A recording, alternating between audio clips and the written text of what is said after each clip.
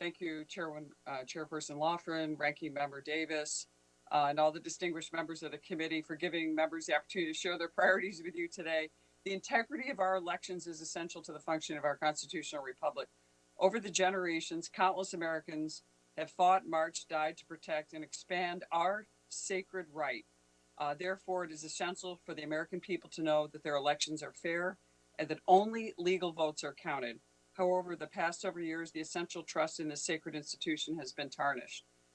First, my progressive friends who question the legitimacy of the 2016 election for no other reason than they dislike the individual elected, that's the opposite of democracy. Then there was the unprecedented lack of transparency as well as politically motivated policies that undermined confidence in the 2020 pandemic election and led to numerous errors, which my election proved.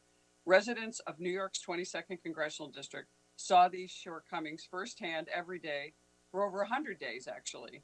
This last year, my congressional race took, as I said, almost 3 months to decide. Hasty rule changes and bureaucratic incompetence left approximately 700,000 Americans without representation in Congress for over a month. These are not the experiences that instill faith in our system. They undermine the trust needed for the functioning of a representative system of government. To prevent this from happening again, I founded and currently co-chair the Election Integrity Caucus, which educates members on the issues and advocates for common sense reforms and solutions to ensure that we have secure elections. Thankfully, we have proven examples to pull from as many states have acted to shore up their electoral system. These systems include common sense voter ID laws, updating voter rolls, banning ballot harvesting, and requiring all votes to be counted on election night. However, these critical measures face resistance from political forces across the country, including here in this body and on this very committee. These partisans seek to centralize electoral administration and undermine the basic security of our elections.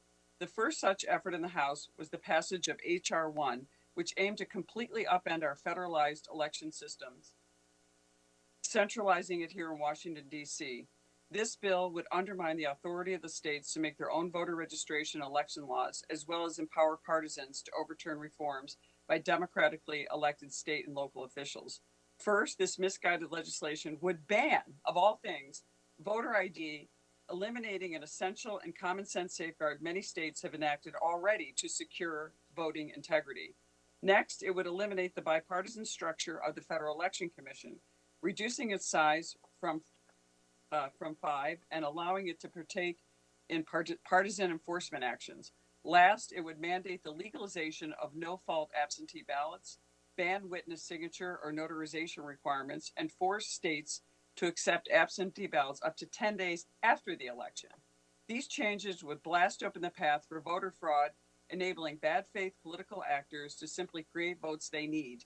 Paired with a mandate to legalize ballot harvesting, it makes you wonder what the drafters of this legislation thought this process really was about.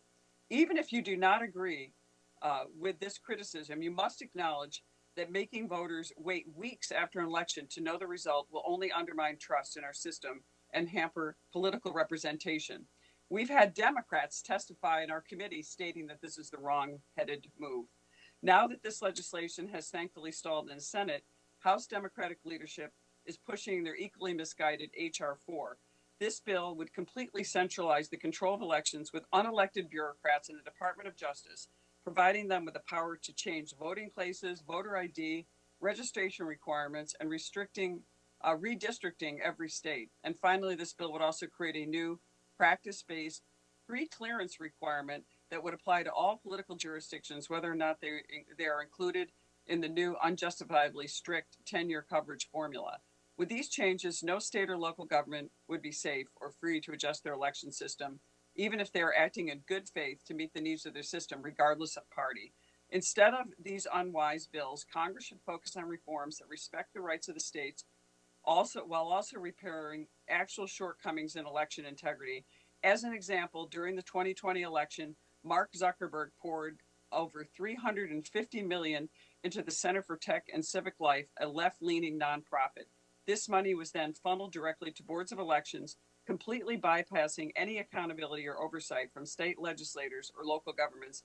In addition, this money went disproportionately to Democratic districts selectively driving up turnout in these areas while ignoring more conservative and rural areas. My response to that has been H.R. 4290, the End Zuckerbucks Act.